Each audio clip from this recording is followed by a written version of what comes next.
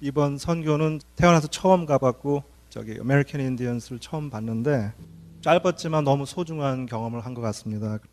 그 피닉스 에어포트에서 인디언들 사는 데까지 한 4시간 정도 걸리는데 애리조나 처음 가봐서 그런지 그 자연이 너무 아름답더라고요. 막 오른쪽에 그 무지개가 뜨고 뭐 멀리서 이렇게 빗줄기 내리는 거랑 이렇게 또 왼쪽에는 이렇게 선샤인 이렇게 막 떠서 이렇게 여러 가지 그걸 봤을 때 하나님께서 창조하신 그 아름다움과 신비함에 너무 놀랐는데 이제 도착하자마자 고생의 길이 열렸습니다. 저기 온도가 한 105도 정도 되고 또 선교사님께서 그 근처 풀밭에 전갈하고 방울뱀이 사니까 들어가지 말라고 거기 가면 죽는다고 그래서 제가 좀 겁이 많고 내성적인 성격인데 놀래가지고 좀 그랬었는데 잠을 교회 옆에 실내 체육관이 있더라고요. 그래서 에어컨이 없는 거기 바닥에서 이제 슬리핑 백을 이용해서 자느라고 좀 힘들었지만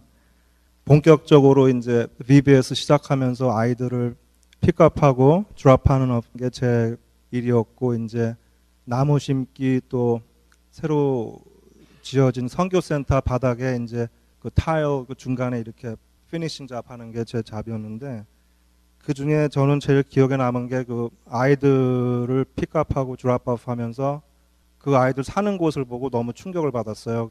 뭐 저는 한국 전쟁 겪어보진 않았지만 부모님 말씀 하도 많이 들어서 아는데 판자촌 그 당시 한국 전쟁 이후에 판자촌 환경보다 더 안 좋은 걸로 보이더라고요. 거기 그러니까 사막 같은 광야에 집이 이렇게 떨어져 있으면은 길이 없어서 그 타일 자국을 보고선 저희가 알아서 그게 길인 줄 알고 대충 찾아가야 되는 그런 상황이었어요. 가면은 어떤 어머님은 낮부터 술에 취하셔가지고 못 일어나시고 여러 가지 아이들이 좀 그런 데 사는데 너무 마음이 아팠고 또 애들을 픽업해서 이제 집에 데려다 주면은 보통 이제 내일 보자고 이렇게 얘기하고 그러면은 아이들이 인사라고 할 텐데 인사를 안 하고 가는 거예요. 그냥 뒤돌아서 다 집에 들어가는데 트레일러 하우스 같은 이런 그 더운데 에어컨도 없는 그런 집에 뒤돌아서 들어가는 모습이 너무 마음이 아프더라고요. 그래서 그런 걸 보고 참 여러 생각이 많이 들었는데 제가 생각해 보면 거기는 정말 미국에 그런 데가 있는지 진짜 너무 놀랬고 희망도 없고 하나님의 어떤 그런 소망도 없고 어떤 저주받은 땅 같은 모습이었어요. 그래서 너무 마음이 아팠습니다.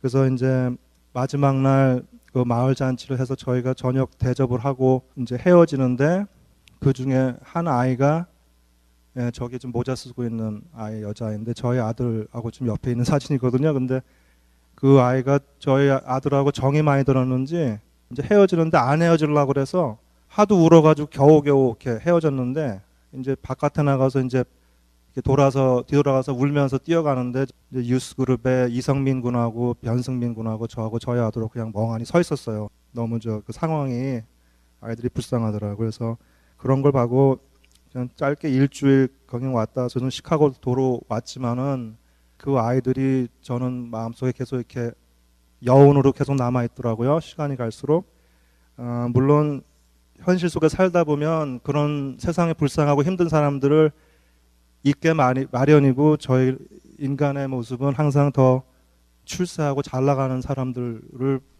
부러워하게 되는 게 저희 모습인데 그래도 그 마음속에 항상 그게 잊혀지지 않는 그런 경험을 한 것 같아요. 그래서 보통 부모들이 얘기를 들어보면 마약 중독에 알코올 중독에 또 아이들 학대를 일삼고 또 교육이나 관심이 전혀 없는 부모들 밑에 사는 아이들인데 참 세상에 그 아이들처럼 소외되고 불공평하게 살아야 되는 아이들을 생각하게 만드시고 또 외면하면 안 되는 것을 참 하나님께서 이번 기회에 큰 교훈을 가르쳐 줘서 너무 감사하고 또 앞으로도 기회가 되면 계속 가보려고 합니다. 그리고 마지막으로 저 1.5세에서 군대를 안 갔다 왔는데 가서 좀 선교를 간 건지 군대 생활을 한 건지 좀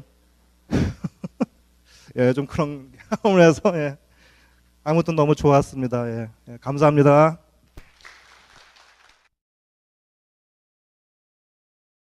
난생 처음 선교를 가기로 마음먹고 두렵고 궁금한 생각마저 해가며 준비를 했었죠.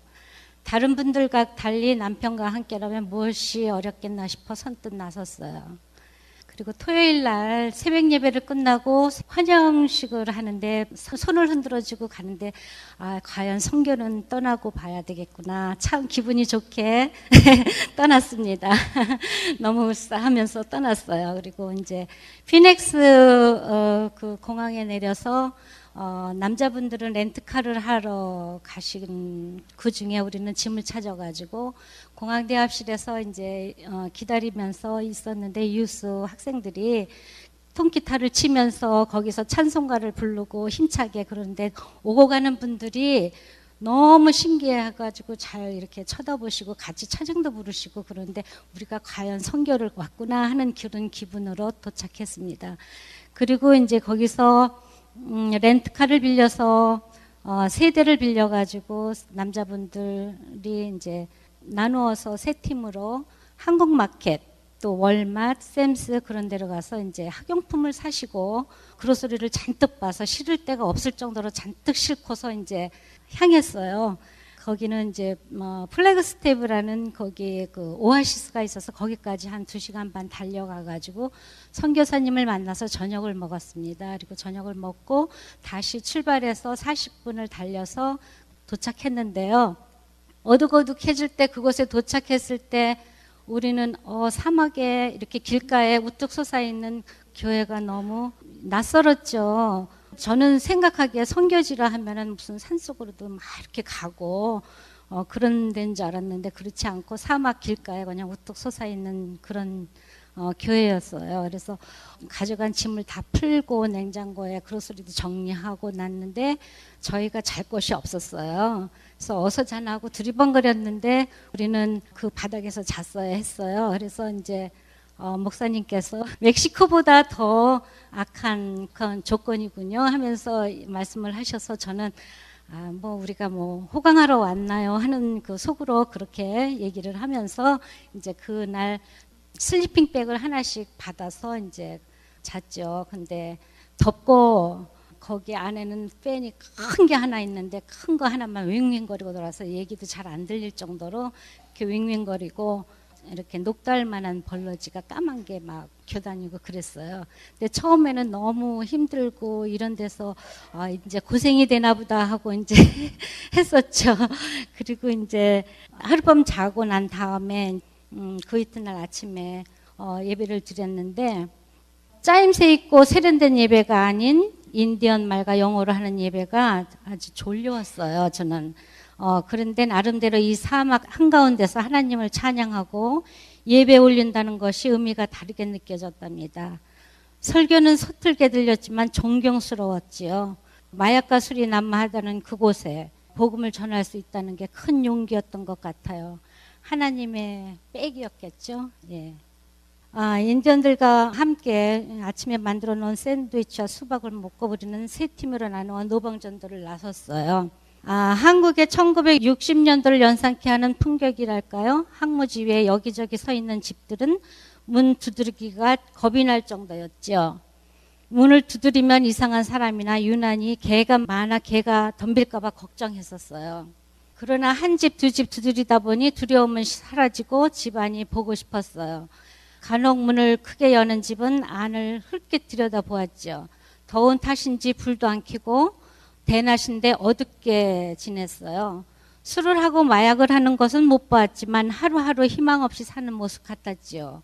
이틀째 월요일서부터 BBS가 시작되어 어린아이들을 살펴보니 아이들이 말을 잘 안 듣지만 그들의 눈에는 뭔가를 갈구하는 모습이 역력했어요. 그들에게는 관심과 사랑이 필요하다는 걸 느꼈습니다.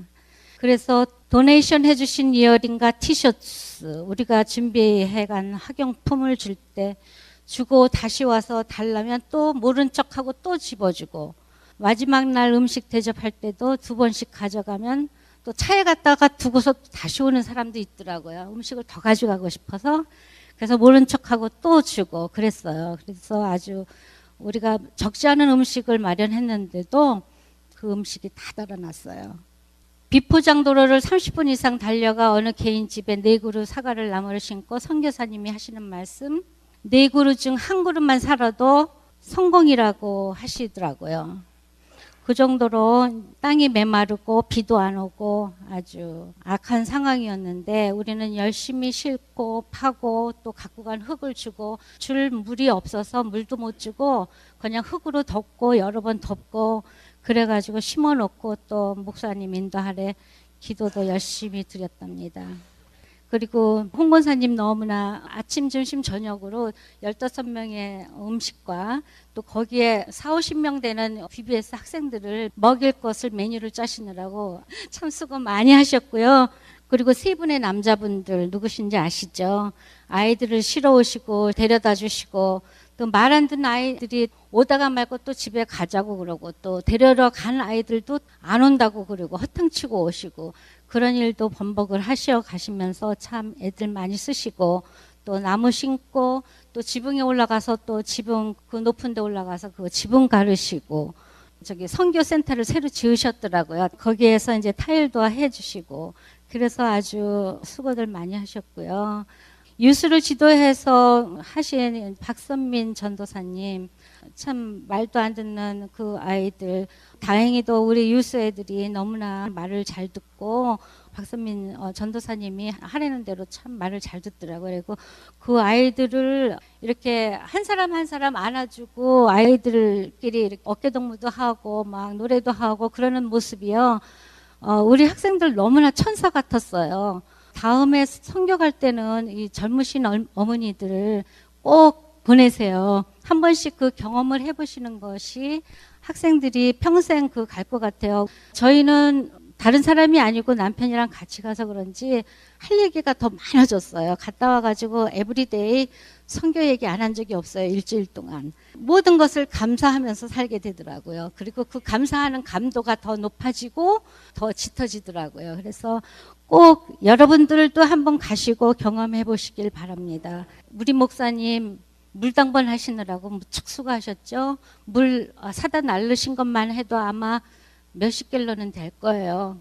예, 그래서 목사님 너무 물 대접하시느라고 수고 많이 하셨고요. 마지막으로 한명수 선교사님 영어가 서툴러서 그곳에 견뎌낼 수가 있는 방법이 뭐였었냐면은 인디언 말을 배워가 주시고요. 욕을 하면은 사랑한다고 하셨대요. 그래서 이 영어가 서툴러도 잘 버텨내시고 그분들과 좋은 관계를 맺으셨다고 그러더라고요. 그래서 그 10년을 이상 그곳에서 인디언들과 함께 생활하시는 그분이 참 대단하시다고 여겼습니다.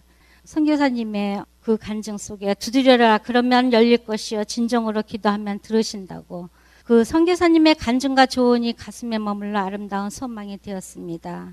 여러분도 한번 단기 선교 꿈을 계획하시기 빕니다.